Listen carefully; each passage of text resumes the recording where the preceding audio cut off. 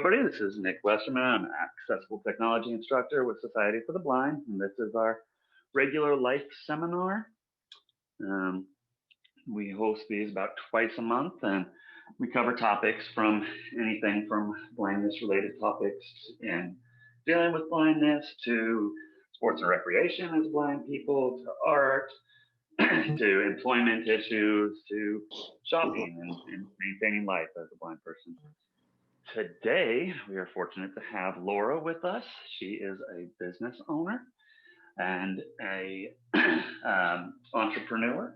She started her business about 10 years ago, she told us in yesterday's meeting, and has built her whole business from the ground up using her skills in accessible technology and her ideas to create a successful online and business. You have a retail store too, Laura, or just online? No, just e-commerce. Just e-commerce. So without much more delay, she can describe herself a lot better than I can. Here's Laura, and I will let her take over. Hi, everybody. Happy Wednesday. Thank you for taking the time out of your busy day to join us today. Thank you to Nick for inviting me to be on. I really appreciate the opportunity to chat you all up about my business, what I do, and how I do it. I will also open things up for questions because I could talk about my business all day long. It's a passion for me, as you might imagine, but I don't want to just talk about what I want to talk about. I want to talk about what interests you. So I'll just give you an overview of what I do and give you an opportunity to ask questions. So if you want to ask questions about my business specifically, you're welcome to. If you're curious about my products, I'll be happy to describe a couple of them to you. If you're interested in entrepreneurship in general, I would be happy to answer any questions you may have if you're thinking about starting your own business. So I'll start right at the top. My name is Laura Legendary. Yes, that's really my last name. I always tell people I wasn't born with it, I married it. And I own a small online business called Elegant Insights Braille Creations. And we offer a distinctive collection of jewelry and accessories, all handcrafted, made in the USA, and embossed in Braille. And most recently, we've expanded the business by adding engraving. So we purchased an engraving machine because we were getting a lot of questions over the years about whether or not we could do Braille as well as regular alpha letter characters, because people wanted to buy gifts for loved ones who weren't Braille readers. Maybe they have a couple of different friends or family members, one of whom read Braille and one of whom either didn't read Braille at all or who maybe had low vision and could read large print. And so our engraving machine enables us to adjust the size of the engraving to accommodate somebody with low vision. So if you need 18-point type or 24-point type, if it's a big enough piece of metal, we can engrave on it. But our specialty over the years has been Braille. And we have traditional jewelry items, the stuff that you might think of when you think of a jewelry store, bracelets, necklaces, earrings. But we also have some really fun accessories for people who are not into jewelry. For example, one of our most popular items are our cane charms for your white mobility cane. They just clip onto the cord of your white cane. So if you want to decorate your cane with some little meaningful charm or saying or embellishment, we have a wide selection of cane charms to choose from. We also have purse charms for you ladies who want to decorate your handbag or your tote bag. We call it jewelry for your handbag. They're just pretty decorative accessories for your handbag. We also offer giftable items like bookmarks, stemware charms for your wine glasses, and we have bottle identifiers for your wine bottles or spirits decanters. We even have some sports themed items. We have business card cases, all of which can be embossed in Braille. And since engraving is new for us, we don't yet have every item in the inventory available in engraving. For now, it's mostly a custom request or a special order request, but almost everything can be either braille embossed or engraved. And of course, we have some special items just for Valentine's Day, which is coming up. We have a pretty heart charm bracelet that is the idea of those little conversation heart candies we used to get at Valentine's Day when we were kids. If you remember, they were like little pastel colored heart candies, and they had little sayings on them like kiss me, be mine, love you, little love notes like that. And we've braille embossed little love notes on our heart charms, and we've attached them to a bracelet. And the Conversation Hearts bracelet is one of our most popular items at Valentine's Day. But we also have a pretty little Valentine's Day cane charm. If you have a sister or a colleague or your best friend or someone you want to give a little Valentine's Day something to, but you don't necessarily want to make it romantic, we have a little cane charm that has a heart on it that says XOXO in Braille. So that's a fun little gift for someone that isn't necessarily a sweetheart type of gift, but maybe more of your bestie kind of gift. And we also have something that you would imagine just about any jewelry store would have at this time of year. We have a pendant that says, I love you in Braille. It's in grade 2 Braille. So it says, I love you. And of course, the Y, the U in grade 2 is a contraction. So it's a big heart pendant, and it's available in your choice of different metals with gemstone beads as accents. We have earrings that are heart dangle earrings, and one earring says always, and the other earring says forever, both in grade 2 Braille. So we call those the always and forever earrings. So even though each earring looks identical, they say different things on each earring. And so that's just scratching the surface of some of the special items we have for Valentine's Day. But we have items for both ladies and gentlemen. As I mentioned, we have sports themed items. We have NFL key tags for the guys. We have all 33 NFL teams. So if you're looking to support either the Chiefs or the Buccaneers for the Super Bowl this weekend, we've got those. We've just started carrying MLB baseball key tags. So we have those. And with the MLB tags, the Major League Baseball tags, there's a team logo baseball shaped charm that is a white baseball with red stitching, and the team name is in navy blue. And then we've added a charm that is the representative shape of a baseball diamond. And then we braille emboss go Dodgers or go Yankees or go Tigers or whatever your team is on the baseball diamond charm. And then it comes with a carabiner clip and a split ring. So that might be a good gift for the guys. We also offer military style dog tags. So these are just like the ones the men and women of our armed forces wear. And since they're squares, or really they're rectangles with rounded corners, there's a little bit more real estate on those. We can fit more braille on one of our dog tags, and we can do those as necklaces or luggage tags or key tags, and you can put a custom message on those. So we sell those in a variety of sizes, and those make great custom gifts, whether for your dad or your brother, or if you want to put something on your suitcase, the luggage tags are a great way for you to identify your own bag among the myriad bags on the baggage carousel, should we all fly again one day. Here's hoping. So Elegant Insights was started because of a gift I received when I was struggling through a really difficult time in my life. I was grieving over the loss of my husband, to whom I had been married for less than 6 months when he passed away unexpectedly. And I was having a very difficult time coping. I was inconsolable. I went to a really dark place. It was very difficult.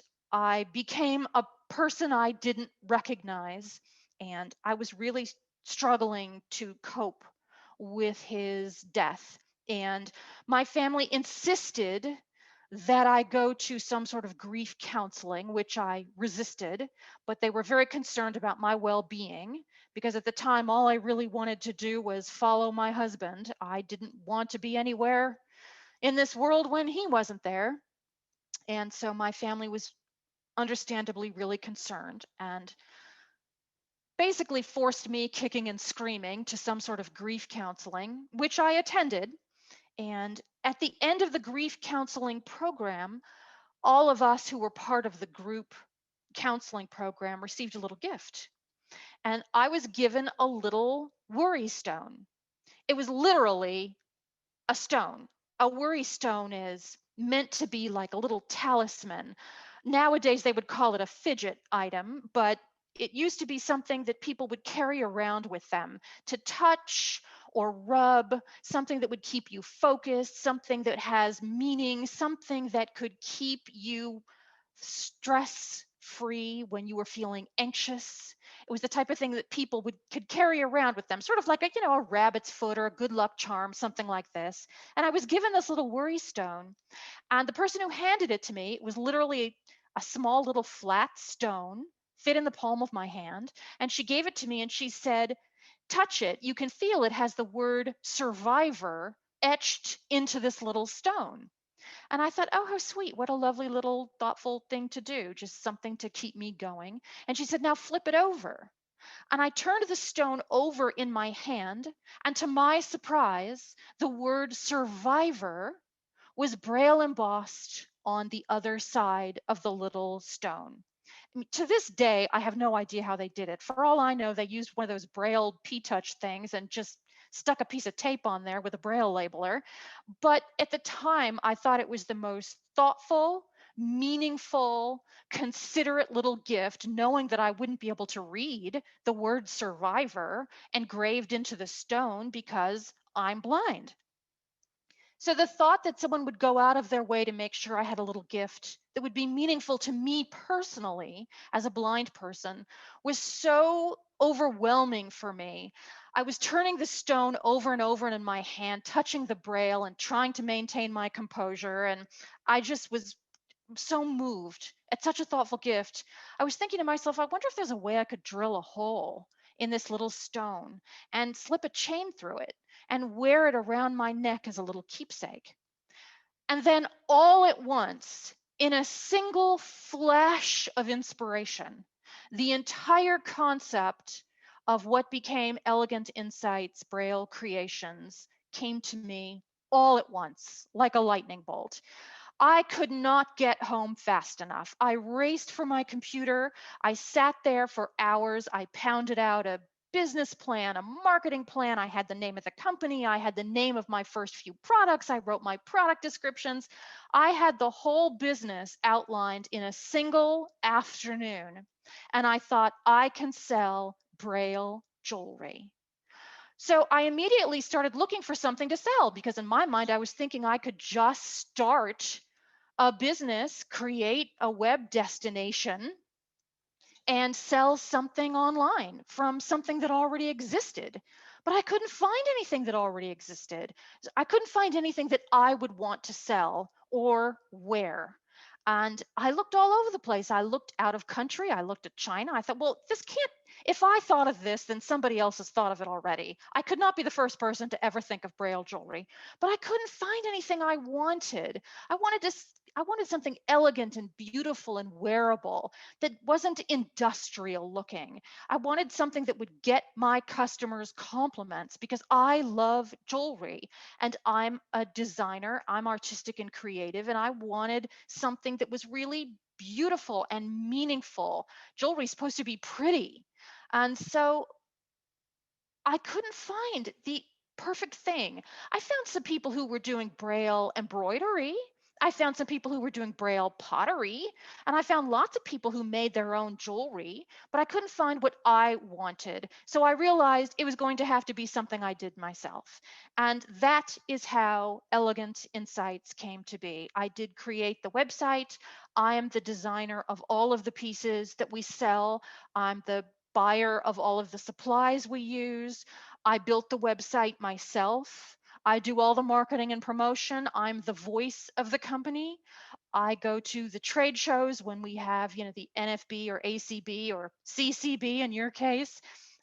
conventions, and I've done all the social media and all of that marketing and promoting myself. The only thing I don't do is the actual assembly of the jewelry. I have employees who actually put the jewelry together, but I do everything else. And believe me, when it comes time to paying the bills, that is my least favorite part of the business. But that gives you a sort of overview of how Elegant Insights got started. And as Nicholas pointed out, this year is our 10th anniversary.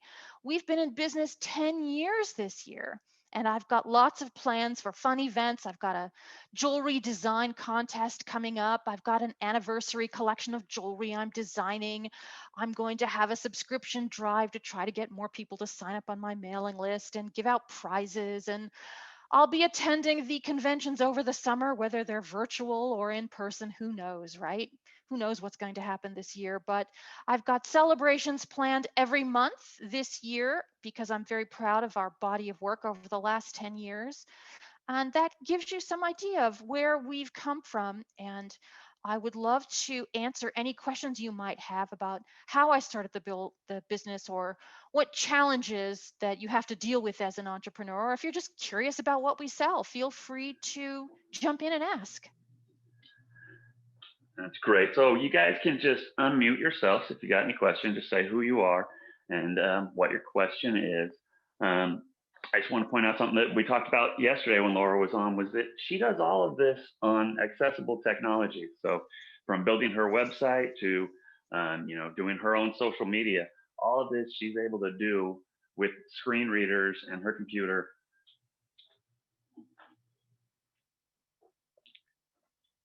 I am completely blind, by the way. I have retinitis pigmentosa, which, for those of you who don't know, is a degenerative disease of the retina. So I've been completely blind for quite a while now, much far longer than my business. So I was able to build a business based on only accessible technology, because as the business owner, it's been really important to me that I not allow myself to ever be put in the position where someone who works for me can do something that I can't do. And of course, as a blind employer, I also have to make sure my employees understand they may think they can get away with something, but no. I may be blind, but there's not much that gets by me. And so that has to be an important part of the relationship, the working relationship with my employees as well. They have to understand that they're not there to do me a favor. They are being paid to service my customers. And that's part of the challenge of owning any business. Finding people to care about your business as much as you do is impossible. No one ever will. So you have to be prepared to do it all, because people move on for a variety of reasons. And whether it's competition out there, whether it's an employee who has decided not to make the best choices with respect to their, work practices or whatever it may be, you have to be prepared to do it all. You have to be prepared to update your website, add new products, write product descriptions. You have to be able to do the company payroll. You have to be able to do everything. That doesn't mean that you do it all. I mean, you could certainly pay somebody else to do your bookkeeping, so long as you have a way to check up on people to make sure that nothing funny is going on. So whatever you do as a business owner, you still may delegate certain things to other people to take care of. I mean, I'll be honest with you, I'm a jewelry designer. Bookkeeping is not a strength. So I'm happy to pay somebody else to do my bookkeeping, but that doesn't mean I couldn't do it if I had to.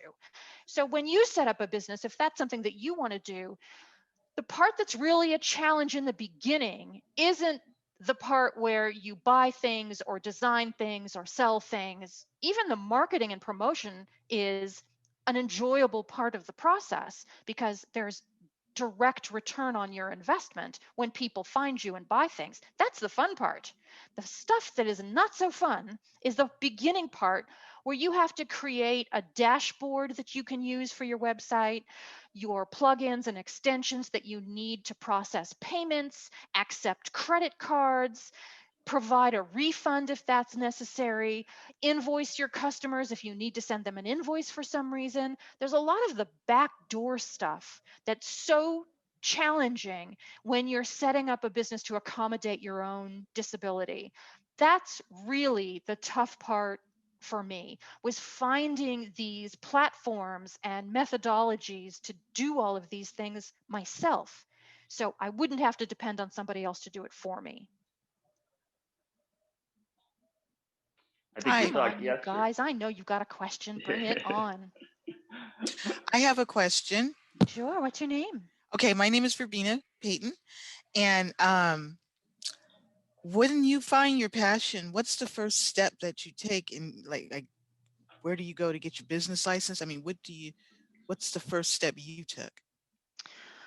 Well, I have to admit, I've always had a thing about jewelry. It's, for whatever reason, been a big deal. All the women in my family seem to have the jewelry gene.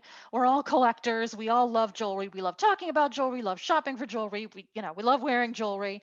So that I already knew that was something that I enjoyed. And I've always been a creative person, not a crafty person. I'm not a crafty person, but I've always been a creative person. And I've always wanted, and for the most part, always have worked for myself, because I have never been I've never really had the temperament for what I call trading my dignity for a paycheck. I've never really been the type of person who could function well in a corporate environment. That's just not a strong suit for me. So working for myself has never really been a question. I've always wanted to be independent and self-sufficient. But I think the you question already there was more. know, Yeah. excuse me? I think her question there might have been more about like what was your first step after you decided to do this, the business Yeah, well, so planning. once you identify what it is you want to do, and you have to decide whether or not you're the type of person who can be an entrepreneur. Just like you may already know that you're the type of person who could or couldn't work for a corporate environment. You really have to take a close look at yourself and ask yourself if you're disciplined enough.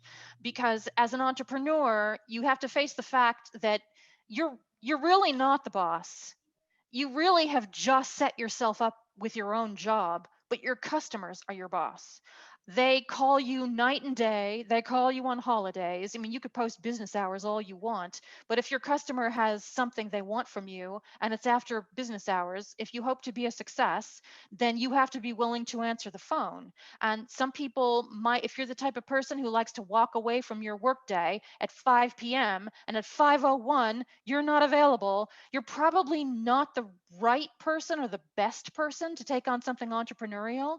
But once you decide that that is you and you have an idea and you know what you want to do, you want to get some of that backdoor stuff taken care of straight away. You can get a business license from your county clerk's office in your county.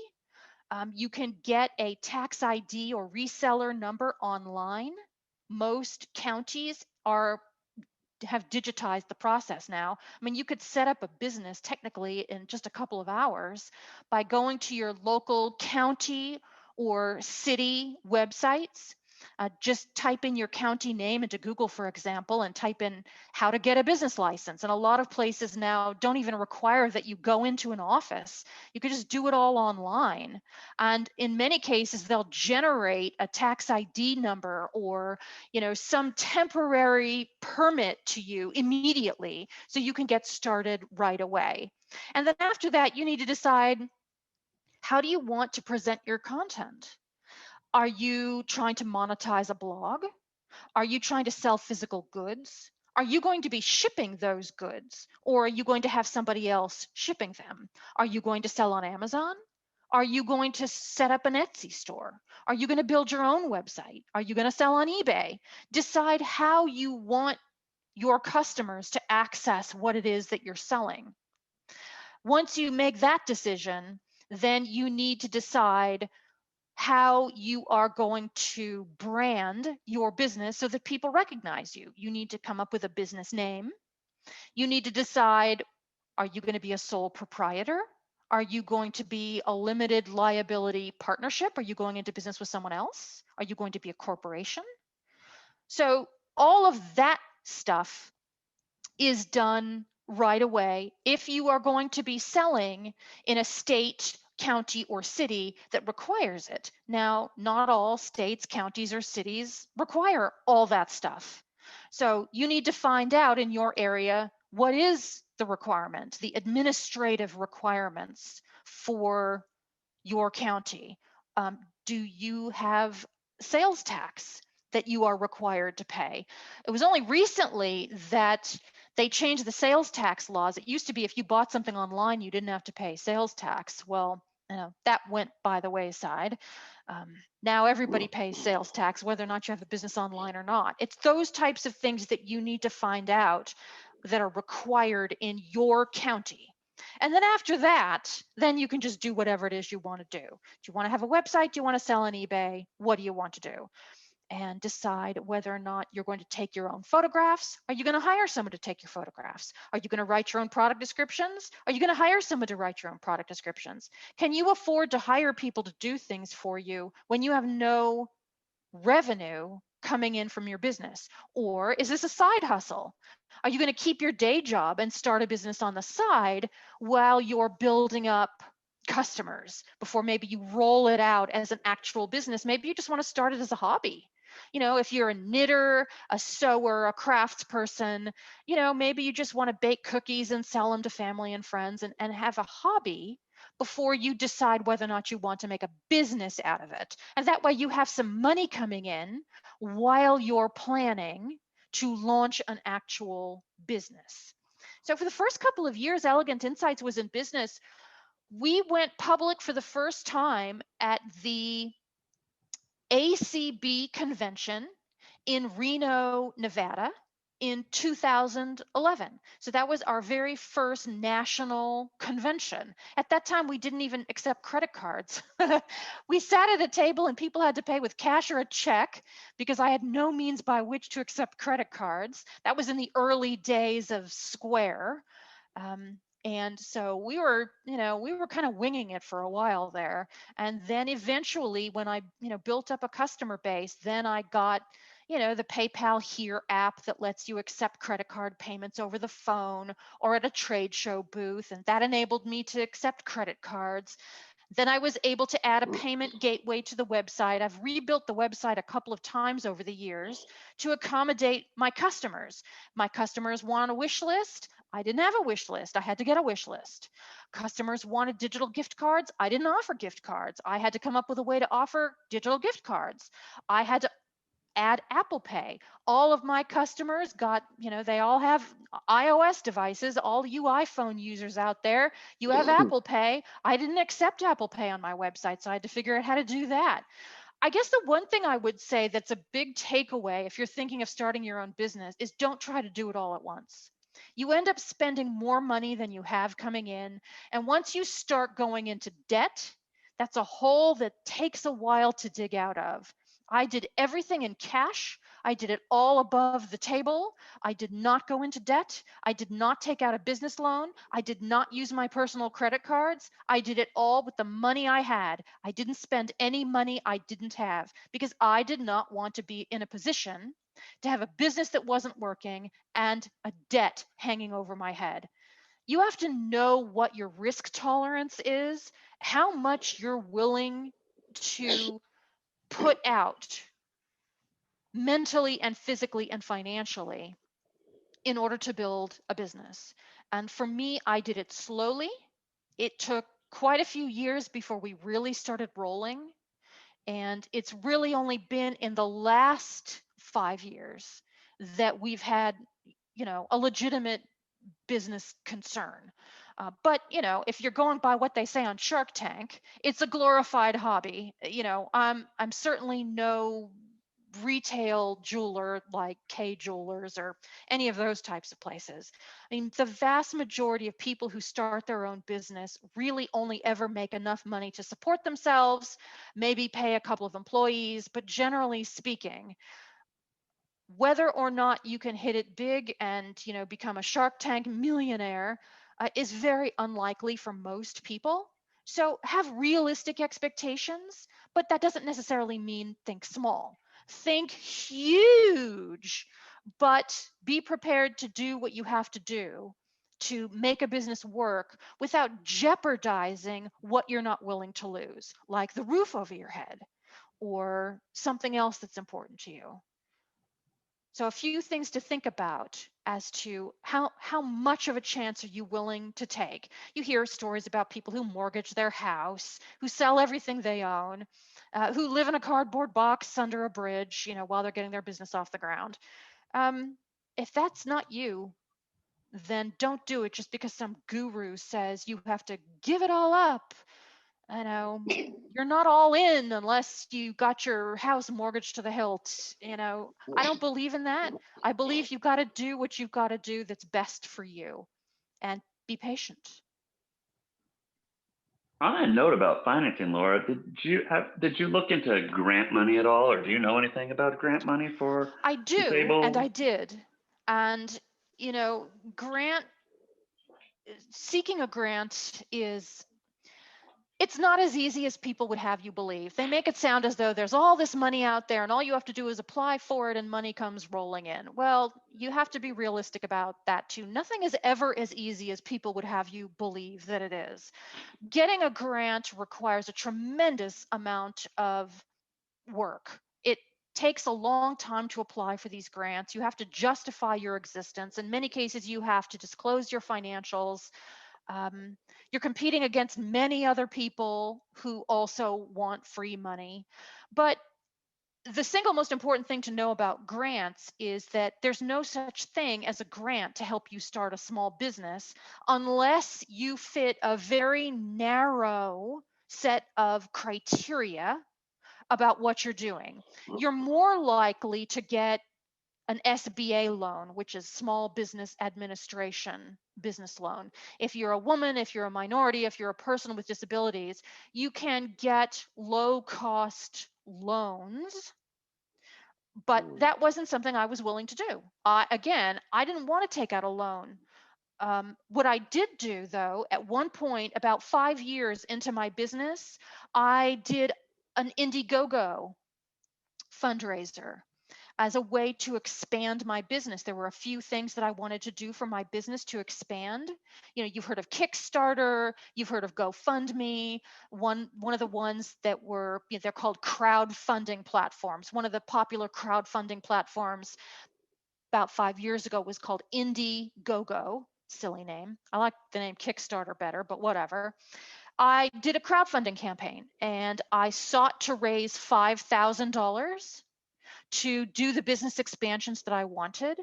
And again, they would have you believe that all you have to do is throw up a profile, take a few pictures, tell your sob story, and money comes rolling in. No. Doesn't work that way, because each of these platforms requires that you meet certain thresholds before you can actually start up a campaign. And one of those is that a certain percentage of all the money you bring in has to come from your own contacts, your own friends and family. So for example, on Indiegogo, at the time, they required that 20 or 30% of any money that I raised had to come from people who knew me. My mom, my friends, people who were people I knew. That way they could be assured of my legitimacy as a human, my existence, my identity. In other words, I wasn't just some, fake charlatan just trying to bilk money out of the generous public. So as a kind of a safety stopgap measure, they want to make sure that some of the money you raise comes from people who know you exist. And then after that, you can open it up to the general public, which requires so much campaigning. I had to have a YouTube channel. I had to do marketing and promotion. I had to send out newsletters. It was a huge, big deal that occupied, it was a full-time job for the month I sustained the campaign. But in the end, I not only met my goal, I exceeded my goal, which I'm very proud of because I, believe me, worked really hard for that fundraising effort. And because of that, I was able to continue on and do the business expansions that I had wanted. So that might be a route for you if you are averse to the idea of taking out a loan. All right, that's awesome. Is there anybody else out there who's got any questions or comments wants to wants to share anything? There's Sam here. Sam Hi, Sam. Adams. Hi. I have a series of questions. So I start with the easy ones. How many employees do you have? Not counting my mother. Yeah. At the moment, I have 3, but none of them work for me full time.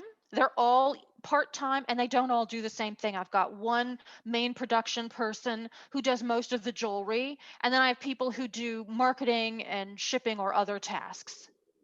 Does the business operate out of your home or do you have a place off-site? No, I work out of my home and my employees work out of their home. My jewelry production people, I've had more than one over the years. I've had half a dozen different production people over the years. One of the, I don't know, I guess you would call it perks. I don't know if you consider it a perk or not, but I hire experienced jewelry crafters. I teach them Braille, but I don't hire people who don't know how to make jewelry. So all the people I hire already know the best practices for jewelry craft. They are artists in their own right, and they have their own workbenches at home. That's a prerequisite of working for me. You have to have your own workbench. You have to have your own space where you can work on my customers' products. So we all work out of our homes because not everybody can have a workspace for which they pay monthly rent, like, lease a Yeah. space in a strip mall or something. That wasn't something I wanted to do either. So So we all work out of home. do they work remotely or are they local to you? No, they're all, well, except for one of my marketing people, they all are nearby. Where are you based? I live near Las Vegas. Okay. And then, so then my big, I call it the scoop question. What kind of educational, employment, business background did you have before all of this? I know that's a loaded one. Well, that's okay. I graduated from California State University, Northridge. That's my alma mater. Hello, SoCal. I was a music major, believe it or not, in college. I am a classically trained opera singer. No, I am not kidding. I majored in music, I minored in theater, but that tells you something. That tells you that I'm a creative person and that I'm more artistic, And maybe more right-brained than left-brained. And so for me, doing something like this really fulfills that creative outlet that I need in order to feel happy. So, it also tells me that you're logical with the music aspect. well, yes, and actually before I did Elegant Insights as a business, I was a professional speaker. So I was an advocate for people with disabilities. And what I did back then used to be called, brace yourself, I don't know if you remember the term sensitivity training. Remember that? Oh, Well, wow. now those are dirty words. Yeah, don't even call it that. But back then, I used to actually speak to community, corporate, and caregiver organizations and teach people about effective and respectful communication using disability as the vehicle. So I always thought of it as, teaching good communication practices for people with disabilities, but I didn't call it sensitivity training because you got a knee-jerk negative reaction to that. So public speaking was something I did as a career prior to the jewelry business. So like I said, I've kind of always done my own thing. Did that answer your question? That did. Oh, thank you, Sam. Okay. Oh, how about assistive technology? Where did you learn all of There she goes. your tools? Well, like you guys do. I mean, I'm mostly self-taught. You trial and error, trial and success. You find what works for you. I've been legally blind my whole life. I said at the very beginning, I don't know if you heard, but I have retinitis pigmentosa. So Yeah. it was a long, slow deterioration for me. I've never had 20/20 vision. I've always been legally blind, but there was a point in my life when I could see colors and I could read, huge print if I stuck my nose to a book. I've never been able to drive. I've never, there's been a lot of things I haven't been able to do as a result of my vision loss. And I've been totally blind for quite a while now. But over the years, I just practiced with various things. I started out with something called Zoom Text, which was a combination of magnification, and eventually they went to speech. And I've been using NVDA for quite a while. I do have JAWS, but I use NVDA more often. And, I just have had the patience and the resilience and the sense of self-sufficiency and independence to just kind of power through whatever I have to do in order to make it work. And Okay, I got but another I question did then. but I did, though, just to complete the thought, I Yeah. did attend a school for the blind in Southern California. There's a school for the blind that's, I think now it's called the Davidson program. It was in South Central LA at the time. When I was attending, it was called the Foundation for the Junior Blind. And I attended as an adult, not as a young person. I went to regular public school and I went through college. And then as an adult, I attended the Foundation for the Junior Blind. So I did get some education, Braille, mobility, cane skills, that sort of stuff through the blind school. Did you get any Braille prior to the blind school? No, So you learned Braille as an adult. I did. Our students need to know that. That's good. And you can read grade two Braille, and you can read a book. Yes, although I admit I am slow. And because I'm slow and it's frustrating, I tend not to leisure read. I mean, Mhm. obviously, I have to be able to use grade 1 and grade 2 Braille for our products because we use grade 2 Braille to save space. I mean, we're talking about charms that you wear around your neck, not an 8.5 by 11 piece of sheet metal. So we have to make it fit, and Braille is big. So, I'm fluent in grade 1 and grade 2 Braille, but I don't use it a lot for leisure reading. But I use it all over my house. I use it for labeling. I use it for identification, that sort of stuff. My whole Okay. house is covered with dots. I think that's great. I have a question. Sure. My name is Cheryl. Oh, I'm Hi, sorry. Did Cheryl. I cut someone off? Nope, you were first. Okay. No. I am interested in your bracelets. I know that sounds Oh, I silly. have lots of them. Your charm bracelets. How can I be put on your mailing list, or what Oh, I'm should so I glad you do? asked. I probably should have started with that. The URL for my business, and I'm going to send all of this to Nicholas, so he'll have it to send to you. I don't expect you to remember this. Don't even bother trying to write it down. Oh, good, because I But wouldn't. the name of my URL, it's Mm-hmm. elegantinsightsjewelry.com. So Elegant Insights, and Insights has an S at the end. Think of it as plural, Okay. Elegant Insights, because I'd like to think I have more than one. elegantinsightsjewelry.com. That is the website. My phone number is right on the website. There's a contact link right on the homepage of the website. The email goes directly to me. But Okay. I'll send Nicholas all of my contact particulars.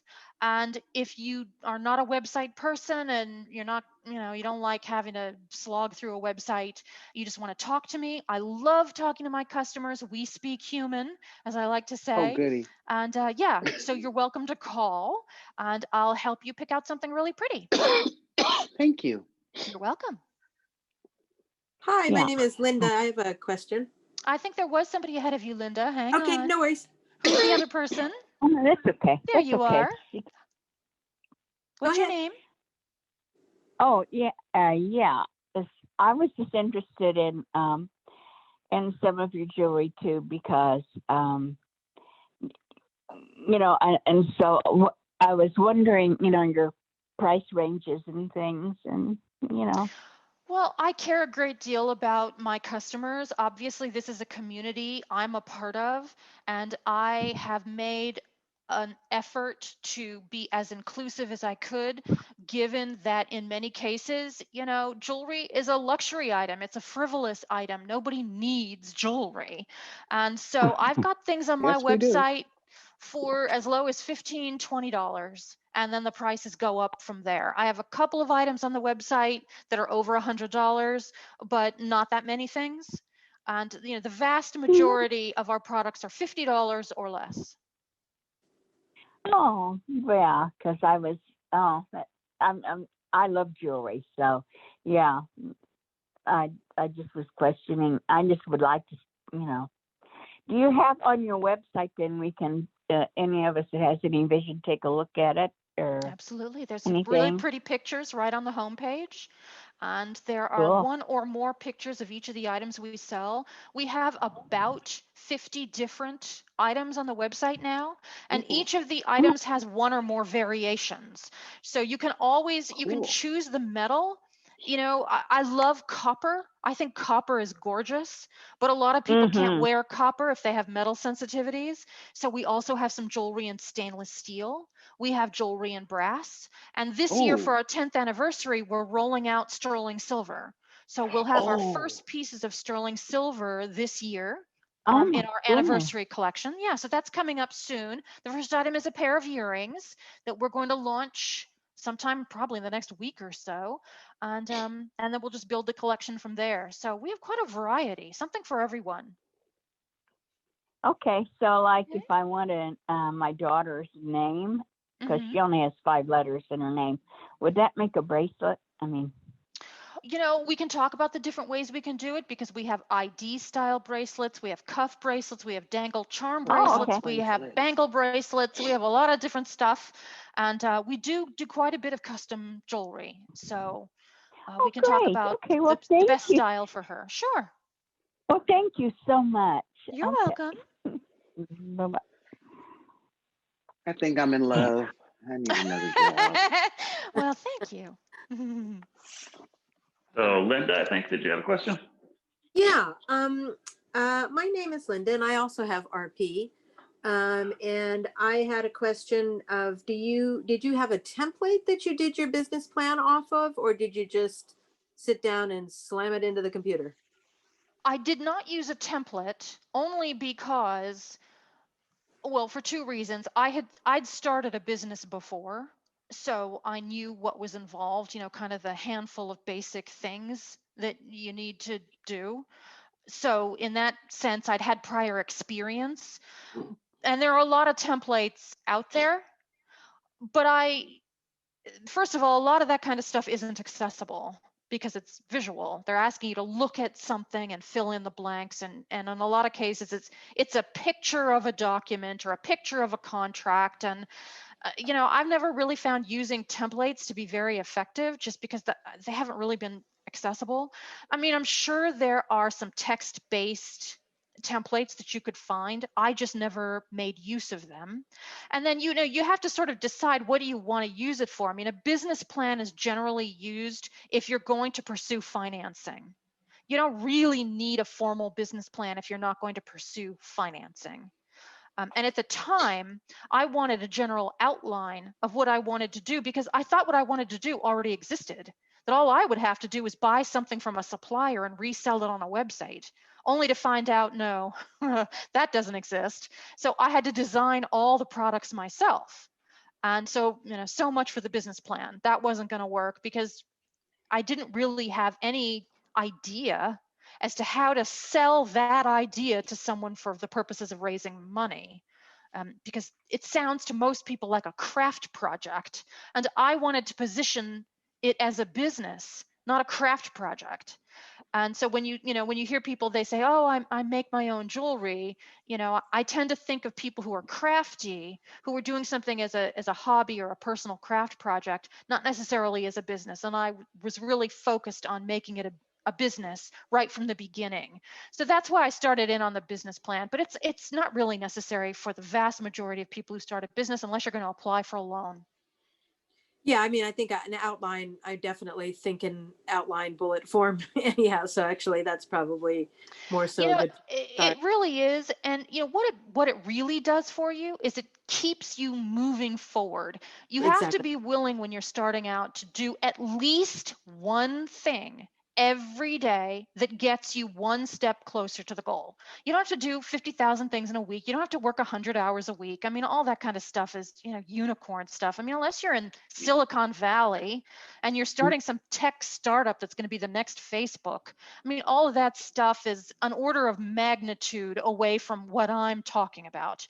But if you're going to just start a little enterprise for yourself to make some extra money, then the bullet point thing is the way to go because you can tackle one task every day that gets you a little bit closer to where you want to be. It's much easier to wrap your head around something that's in bite-sized pieces that way.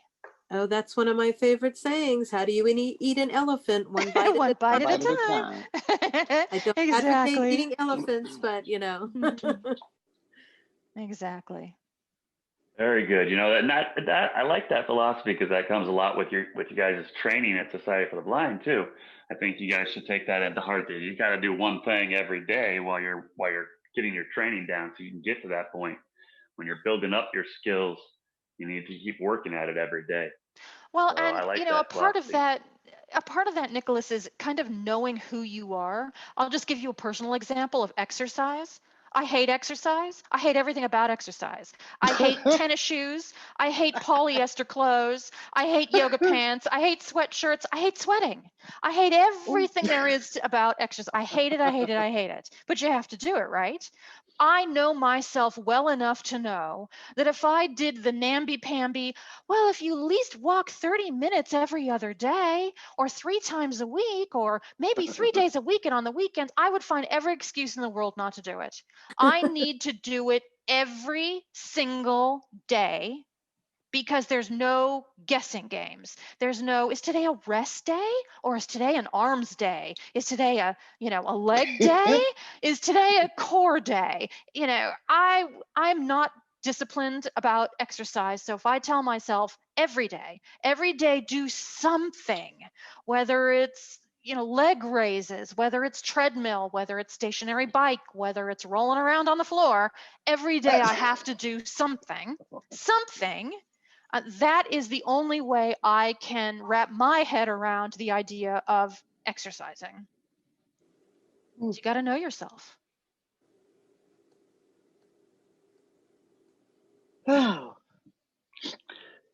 Yep, I agree with that. I'm a very routine person. I get up in the morning, and even since we've been working at home, I still wake up at the same time, take a shower every day, go out for my walk. Since I don't walk to work anymore, I go for a 2-mile walk around the neighborhood before I start work.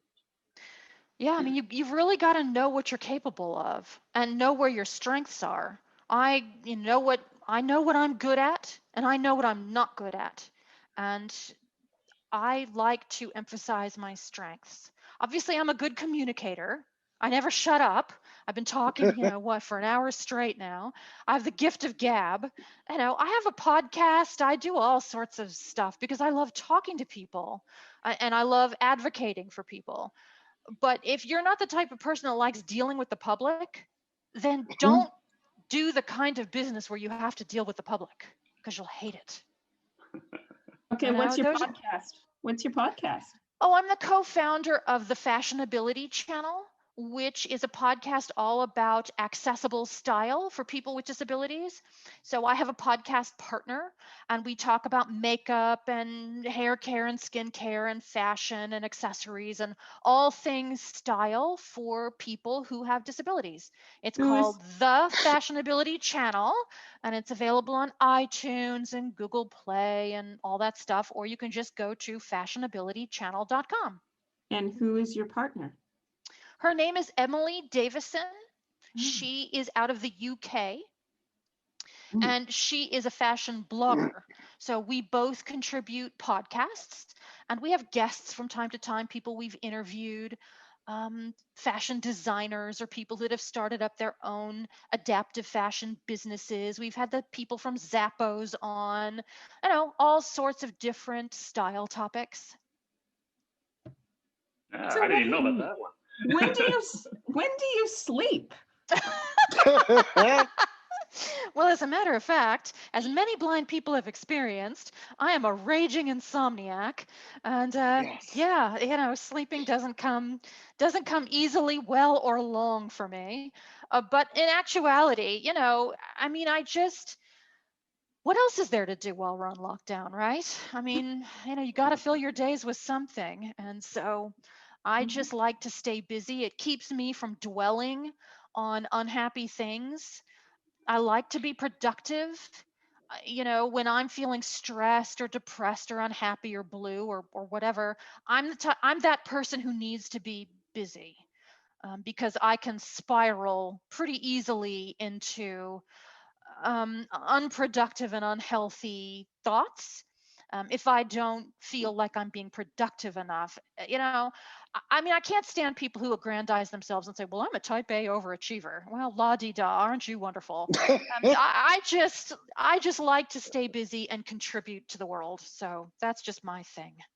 And thank you for that, because I think that's another important message for our students, that you are, not that you like to stay busy and contribute to the world, but the fact that you are human and not, and somewhat prone to maybe falling down a deep, dark hole once in a while.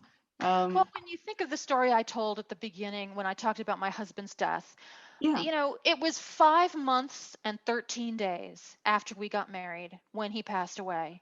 And Whoa. I was inconsolable.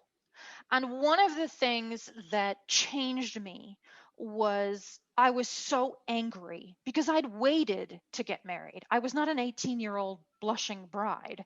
I was well into adulthood and I'd waited for the right person, and he was the right person. And I felt so cheated and I felt so angry. I just was so mad at the world. I told my family I hated them. I hated anybody who had anything I didn't have. I was just out of my mind with grief. And one of the things I especially hated was when people said to me, oh, you're so strong. You're so resilient. Oh, You'll yeah. turn that frown upside down. You'll make lemons out of lemonade. Maybe someday you'll go on a speaking tour and you'll talk about your husband's death. Maybe you'll write a book. And I was so mad at these people who they were well-meaning, but it drove me crazy that I wasn't allowed to just grieve and be a horrible person for a while. Stop telling me how strong I am. That's dismissive. It's not acknowledging me as a person and my hardship and my burden. And it infuriated me that people would just brush my trauma aside and say, oh, you'll be fine. You're strong. You'll turn this around. Well, all that did was make me angrier. And all it did was prolong my grief. And so, once I finally started to come around, it was because I realized I was not contributing.